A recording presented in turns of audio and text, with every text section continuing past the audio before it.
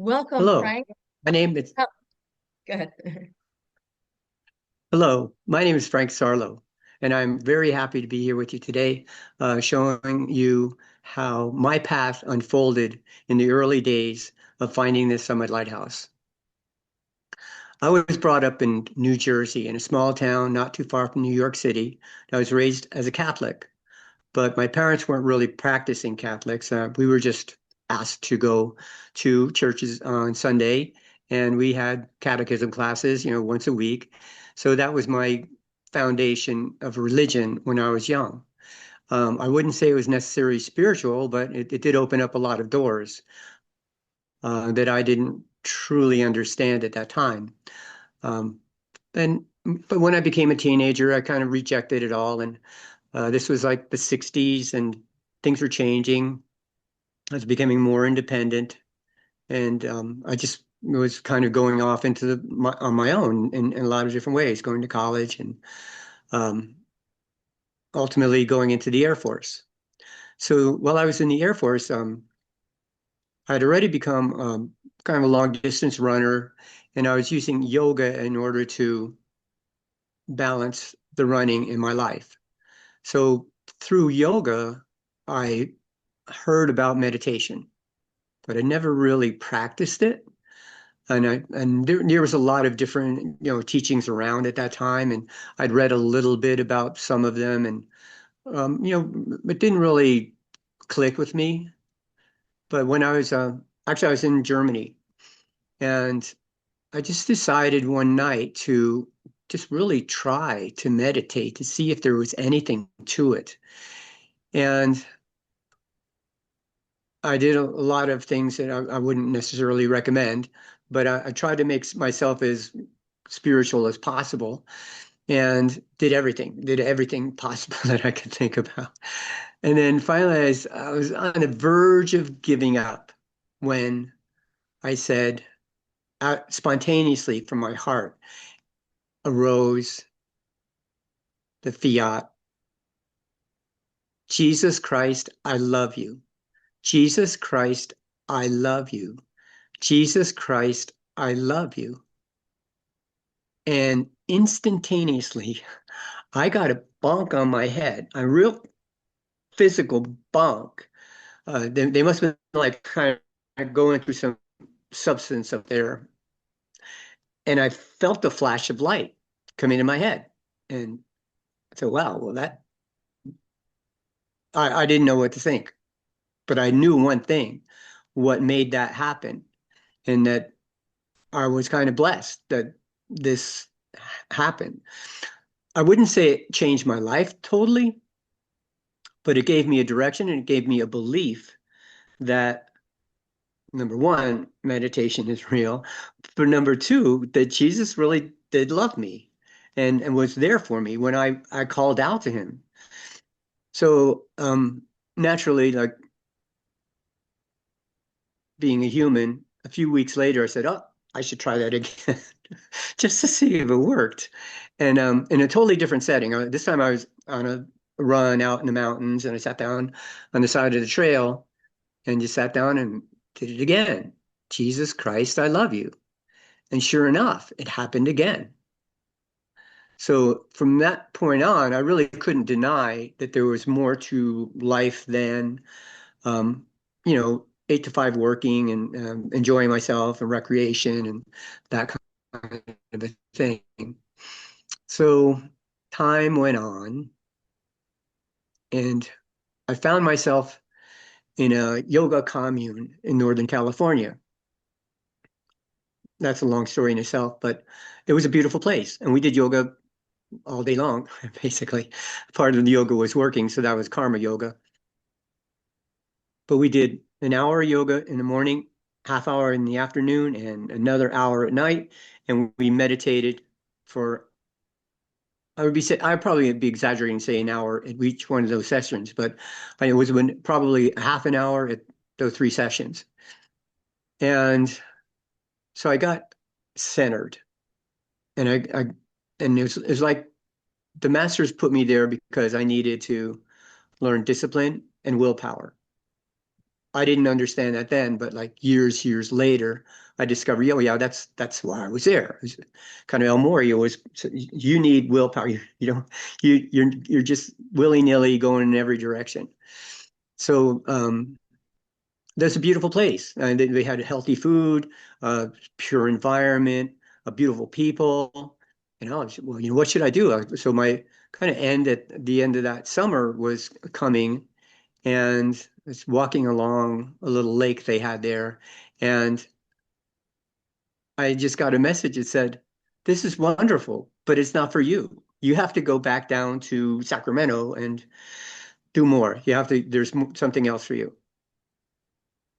So What I kind went of down there message? to Sacramento, and it was basically, this is not for you. In your, like you got it in Go. your head? Yes, right. I heard it in my head. I didn't, nobody appeared to me. And I don't get messages a lot, right? This is one of the few actual very concrete messages I had.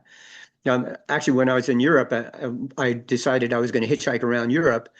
And in the middle of the summer, 1975, I got the same kind of message. It says, go back to the United States. You belong in the United States. So, and that was in my head. Oh, master didn't appear to me or anything like that. But it kind of appeared to me in that way. I knew that what I was hearing in my head was totally different than anything else I had going on in my head. So after being at that yoga retreat, I went to back down to Sacramento, and I was living with someone, and I was doing a lot of things. I was going to college and taking up jobs here and there. And every now and then I would go out to this big, beautiful bike trail along the on the river there. And I'm meditating there. And I just all of a sudden, spontaneously, I said the Lord's Prayer. And when I was done, I looked up, and above me, kind of high up, but I could distinguish three white birds circling, like right over exactly where I was. So for me, that was another step on the science of the spoken word. I said the prayer out loud, and something happened. It's like I called to Jesus, something happened. But I'd never had any experiences like that anywhere else in any way, shape, or form.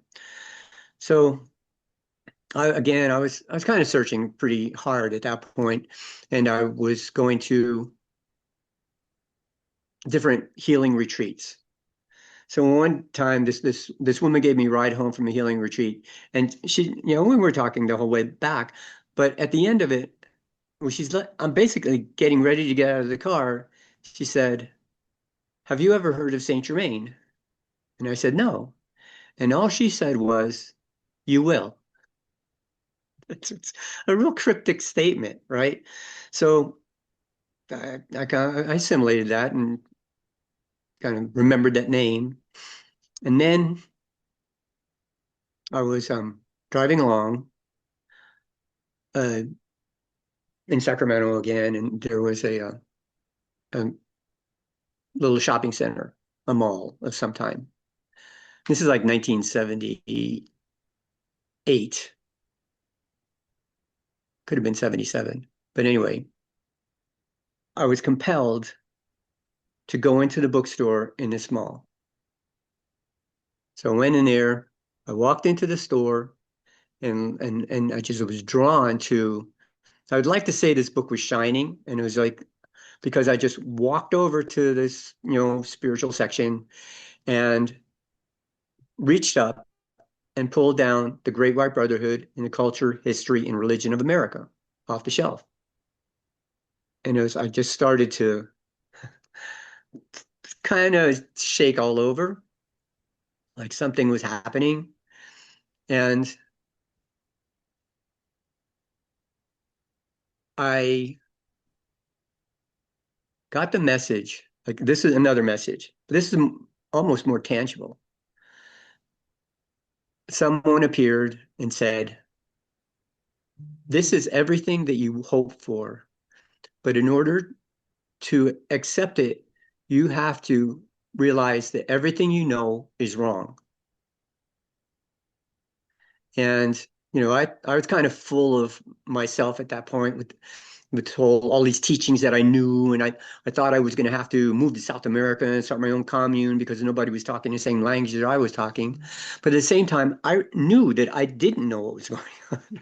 So I didn't have that much invested in this intellectual matrix that I'd created of what I understood as far as spirituality and religion went.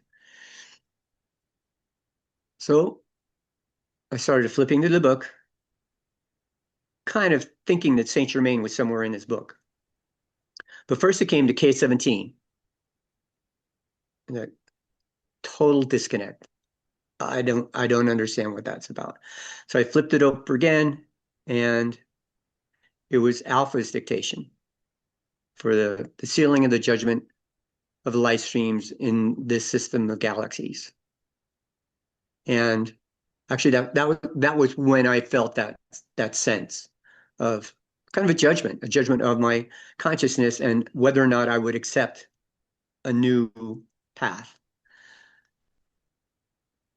And like I said, I didn't have anything that would say no. I mean, this sounded great. And so I flipped through the book a little bit more, and I saw Saint Germain's name, and I was reading a little bit of it.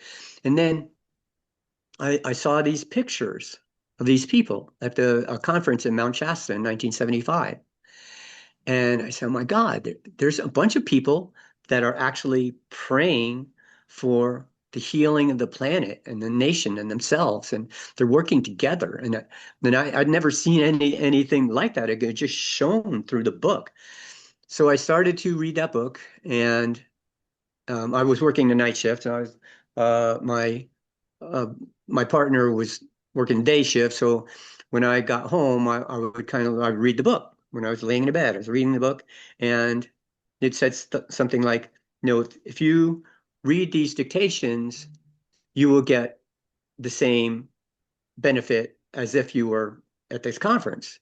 So I kind of interpreted that to mean, you know, everything. So when in the book it said the congregation stood up and clapped, I would just stand up and clap in the middle of, stand up on top of my bed and just clap. I mean, I was responding to this book like I'd never responded to anything else at all. And like looking back on it, it just felt to me like what an amazing spiritual support system Elizabeth Clare Prophet had when she was in embodiment, to be able to reach out across miles and miles and miles and, affect my soul into obedience. And, she wasn't there. I didn't really know who she was. I wasn't even thinking about her. I was just thinking about this community and these dictations and these masters and just how amazing it was. So a little while later, I was at a herbal walk, right? It was a herbal weekend. We went out and we were talking about edible herbs in the Sacramento Valley, which there are a lot of. And on the second day, we had dinner and we were eating all the things we picked. It was kind of fun. And then this one woman kind of stood out to me. She just seemed like she was more alive than everyone else. And she was saying things that were like she had an authority. And I just reached out to her. I said, do you know anything about Saint Germain? And she said, yes, I know him very well. And sure enough, she would belong, was a member of the Summit Lighthouse. And her picture was actually in that book. So I immediately started to learn from her. And, she, welcomed me into her house a couple of times and started, putting my feet on the path. And I started to really grow and study the teachings. So from that, a few things happened. One was, I was still running, and I was going to the park across the street from the house. And all of a sudden, I started to say the heart, head, and hand decrees like I'd memorized them, even though I didn't try to memorize them. And I don't remember the last thing I had memorized ever, it's probably in college somewhere. But and like I said, it's not anything I'm proud of, but I was doing a lot of drugs. My memory wasn't all that grand. So all of it, here I was, like reciting the heart, head, and hand decrees from memory spontaneously. Like there was a higher power showing me something that it was positive for me to be doing. So that was great. And then I ended up, connecting with the Summer Lighthouse study group in Sacramento. And right around that time, I was doing decrees. I was doing a lot of decrees. I was really loving decrees. And I was doing a decree called 5.00, Six Mighty Cosmic Light Calls. And I got to the last one, which was the unlimited hosts of light now move with lightning speed around the whole world, and all human shadows melt away before God's love. And I come on, I said, that's an amazing thing, but so I just started to repeat it over and over again. So I didn't do it just the 3 times that it said, I just started to go for it. And next thing I know, a spiral of light, which was pretty visible in my consciousness, just came right through me and cleansed me. And I didn't know what to do. I mean, I was totally grateful. And honestly, again, I tried that same thing like later. It never worked the same since then, never. And since then, I've learned, I think Serapis Bey said that if you get these experiences, it's not because of something you did, it's because the master that's sponsoring you has decided that you could benefit from having this experience. So anyway, I don't claim anything that I know that's causing any of these things to happen, but for me, they converted me along. The masters gave me what I needed, or the angels or my higher self, what I needed along the path when I needed it, and were guiding me along the whole way. Well, next thing I know, people at the teaching center or the study group, they were talking about this seminar that they went to in San Francisco over the weekend. And I said, what seminar? So, it was an ascension seminar. I think it was a retreat on the ascension was his name. I said, wow, why didn't you tell me about it? And said, oh, it's only for keepers of the flame. No, I wasn't at that. Actually, I want to become a keeper of the flame. So I became a keeper of the flame. And then I went to my first conference, which is the Touch of Shiva. And my first dictation was the Maha Chohan. So it was really a Holy Spirit experience for me. And I'm a Scorpio, so that kind of led right into that Holy Spirit flow that I have going on. And then Lord Maitreya came to that conference and he said, I'm coming to sponsor Summit University and I want you there, basically, paraphrasing. And I had no idea what Summit University was, and I really didn't have a lot of extra money, so I wasn't thinking that I would go there. But then I went, home and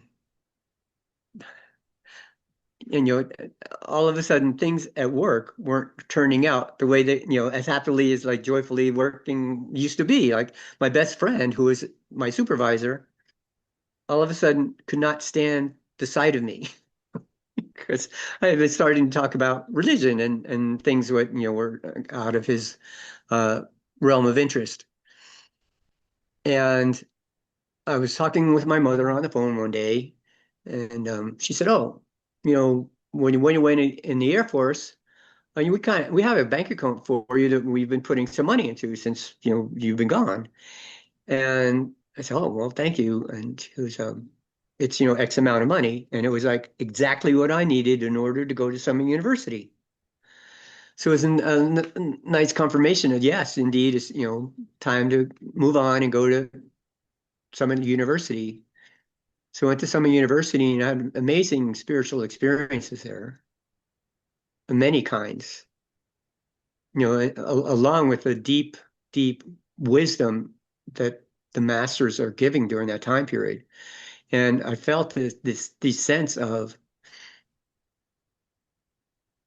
being in a furnace that was melting down my human creation and refining it to the point of the fiery being that I really was.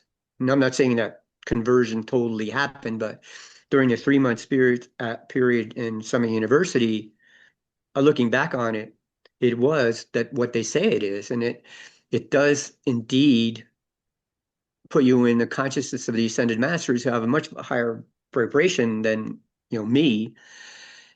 And over a period of time, it does dissolve a lot of human substance. And as the 3 months go on, you go through many, many different senses of experience. And towards the end, it sort of solidifies and it continues on afterwards. But they take you, they kind of melt you down, give you as much energy as you can. And then on the end, you come back to yourself as a better person. So that was a beautiful experience. And one time during that, again, it had to do with decrees. We had like a day where we studied Astrea, who is the Elohim of purity. And it's either during a dictation or during a decree session when I felt it was like a wind or a big feather that just kind of went and went right through my whole body. And from kind of like maybe my heart up was clear. It's totally clear. Is what everybody wishes for. And I'm grateful to God for every experience because it it left with me a sense that I cannot deny the power of decrees and the power of the teaching, the truth of the teachings. And I remember when that happened, I tried to be as still and grateful as possible because I knew that any noise in my brain, any thoughts, anything would take me down from that place because it was purity in everything you could imagine. And that was probably I mean, like I said, there were other experiences at Summit University, but that was a bellwether that, you can tell. I still remember it. I remember the feeling. I remember um, being how grateful I was and how, again, I wasn't looking for that experience. It just happened. It's like, I guess maybe, I don't know if everybody in that whole classroom, had the same experience, but nobody really mentioned it, but we didn't talk about those things necessarily because they are, real inner experiences. And a lot of these things I didn't really mention to many, many people until I got older. And then, I told my friends and my wife and all, because I don't really feel like I'm that special. I feel like anybody can have these experiences. It's not something I did. It's something that was, I was blessed with because for some reason that, I was being supported by some ascended master, some angel, some being of light, like my own Holy Christ self or my guardian angel was, really orchestrating these things. And I'm just so grateful for that. And so that was, like I said, I went to that Touch of Shiva was 1978. And then I went to Lord Maitreya's Corridor in 1979. And then after Lord Maitreya's Corridor, I joined staff. And again, like I was, present in many, many live dictations and mother's teachings and had many experiences that I don't necessarily need to talk to now because I kind of, that was my conversion. By that time, I was converted. There was no doubt in my mind that God was real, God was with me, God loved me, and I had a sense of self-worth that sees me through, to today.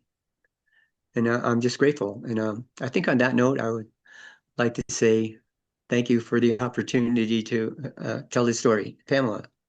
I have a question because I know it's going to be on other people's minds.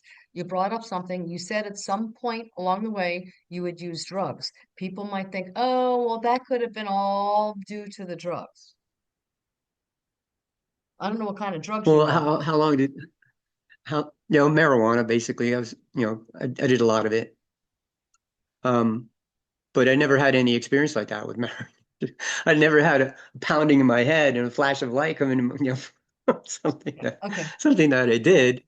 Um, and then, as time went on, I was kind of clear of drugs, and I had like that, even after Summit University. I mean, when you become a keeper of the flame, you can't do any of those things anymore. So after, even by the time after Summit University, I had some really incredible light generating experiences that yeah, had nothing to do with drugs.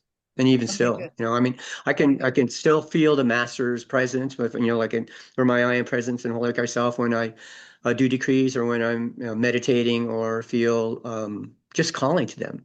I can just feel that again, it's kind of like a feathery kind of thing that goes through you.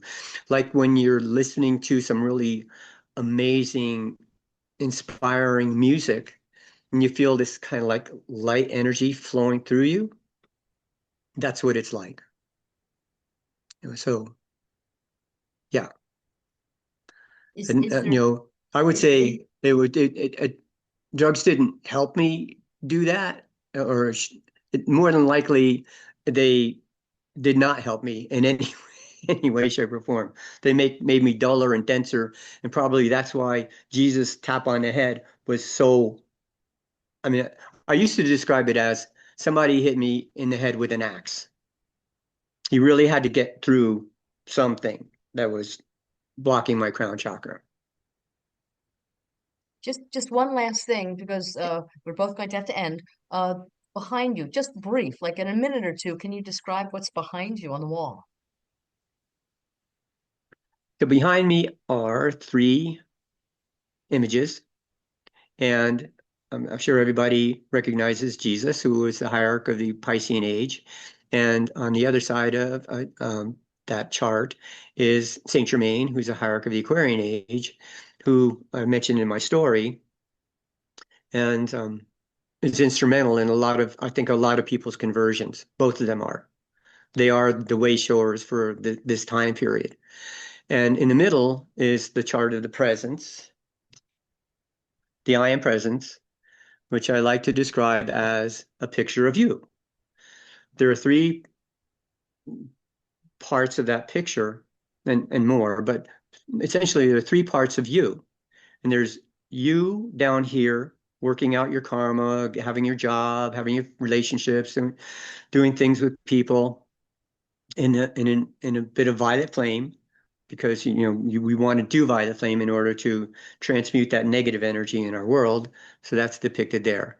And then above that, soul developing, is your higher self, your Christ self. So that's the Christ, which Jesus depicted to us as the place where spirit meets matter. So that's why Jesus is remembered, because of the cross. That's what he's really trying to show, is he got to the place where spirit met matter, and you resurrected from that point, right? So that's an alpha and omega depiction.